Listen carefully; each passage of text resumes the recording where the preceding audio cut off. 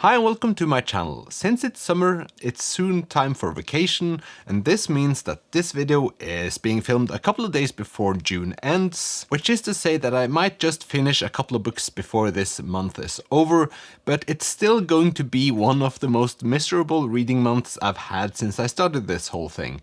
But I'll try to think positively.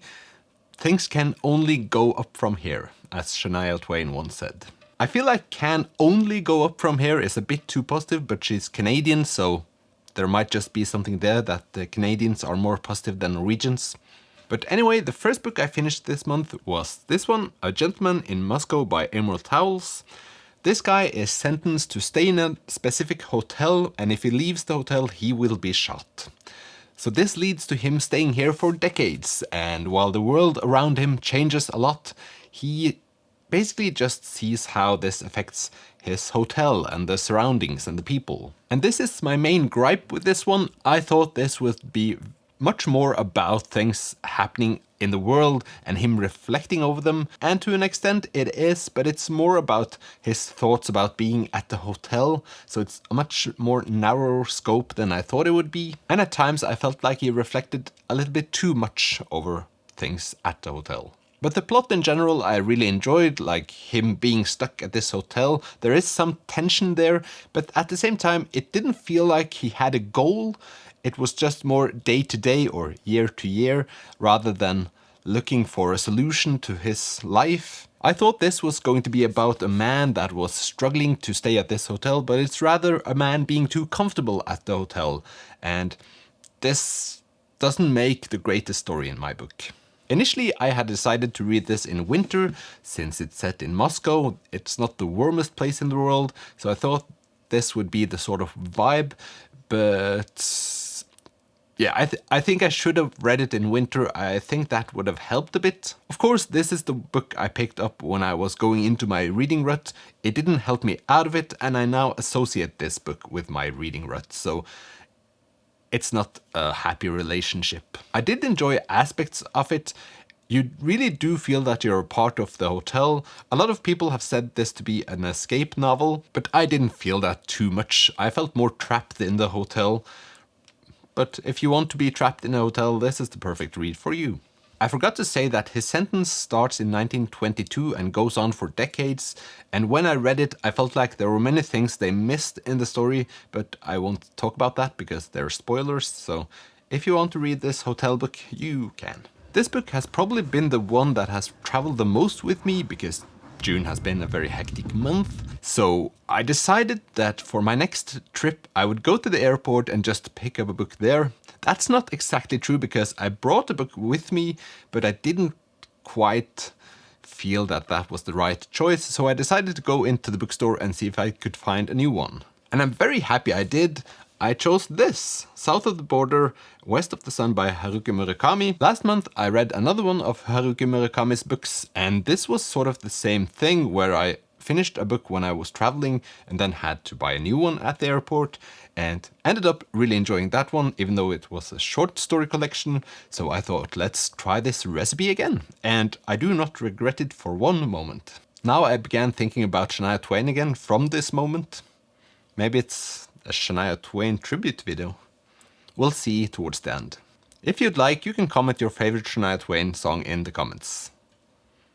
This one is about Hajime. He is an only child and he meets this other only child and they become friends. Also, he has a crush on her. But then they grow older and they lose contact, and he meets new women that he talks about in this one. But when he is in his 30s, he suddenly meets this woman again, and she's a bit weird. It's all a bit weird, and it's weird.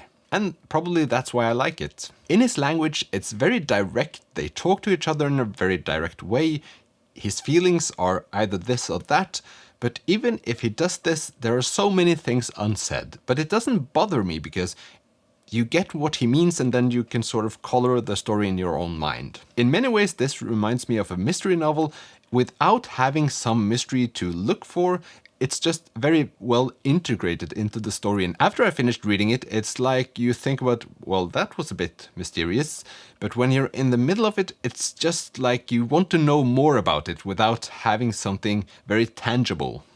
Naturally, I ended up having a lot of questions. I went online and started looking at forums where people discussed it. And when doing so, I get a bit frustrated because there are so many things in this one that you can think about and wonder about and make up your scenarios.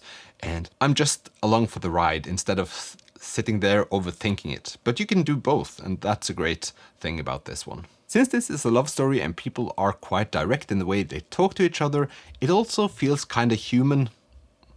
Not kind of human, it feels human, and thus also less fictionalized. It feels more like a real story, until it gets weird. I'm not going to go into the weird part, but a certain trait of Murakami seems to be that he has a hang-up on something, and this has nothing to do with the story, even though it has. So this girl limps, and naturally the limping is a big part of this story, because our protagonist looks for limps. Limps? For people that limp. It's just a bit strange. And I do really like it. As always with Murakami, he also talks a lot about jazz records and music bar and just listening to music, so I do really enjoy it. Even though he doesn't mention Shania Twain with a word. I think I will end up reading a lot more of Murakami's books. Now I've chosen 3 short ones. I have a lot of the bigger ones in my shelf, but I really enjoy just reading his short novels. And for my last read so far this month, I read Keep Saying Their Names by Simon Stranger. It's kind of fun. I've never seen this last name in Norwegian before, but I think it's said out like Stranger, which just doesn't roll off my tongue. I would like to call in Simon Stranger.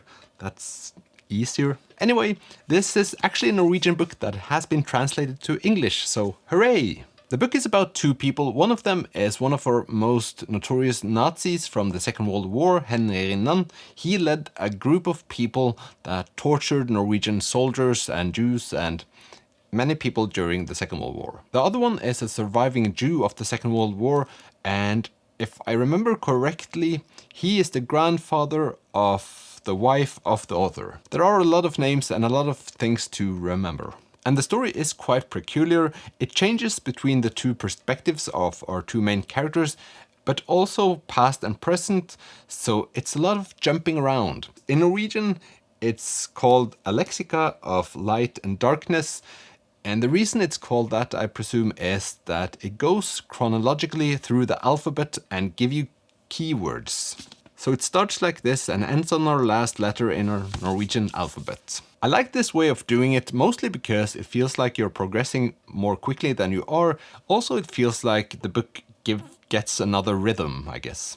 Or gets a rhythm. I think one of the goals of this one is to show you how people might turn into the people they turn into. This Nazi is one of the most horrible people that have lived in Norway ever, and the author sets out to talk about how he becomes this way. So he's bullied, he's short, he doesn't feel manly enough. And these things I feel like are very relevant these days when we talk about incels or Jordan Peterson and all of that stuff. I should have mentioned this earlier, but this is a fictionalized book, so the author takes a lot of creative freedom into this project. That makes it more interesting. I find these kinds of books to be really intense. It's sort of like he picks the most interesting stuff from the things that we know and then adds a little spice to it. I still find the Second World War to be an interesting yet gruesome topic, and this author makes it feel very personal. He goes into their minds and creates a story behind their actions, which makes it at times difficult to read about, but so impactful. And of course the English title, Keep Saying Their Names, just refers to that we shouldn't ever forget any of this. I could have talked more about that book, but when it's fictionalized non-fiction, it feels more like if you talk about it, you're just spilling facts, so I won't spoil that for you. I truly enjoyed that read. So that actually concludes this reading month so far. As I said, I will probably finish a couple of more books. But now I'm soon packing my bags for my annual festival trip to Belgium, which I'm looking so much forward to. And then I'm going to Denmark, so when you're watching this video, I'll be in Denmark, which is also a good place to be. This all might lead to me reading your comments a bit slower than usual and responding to them even slower, so just be aware. But this doesn't mean that you shouldn't comment my videos, because without your comments this whole thing would be a lot more dull, so thank you for doing so. And I hope you're in the middle of a very good vacation, or just having a good time with summer, or not if you're in Australia for example. But anyway, thank you for watching this video. I'll see you in the next one. Bye!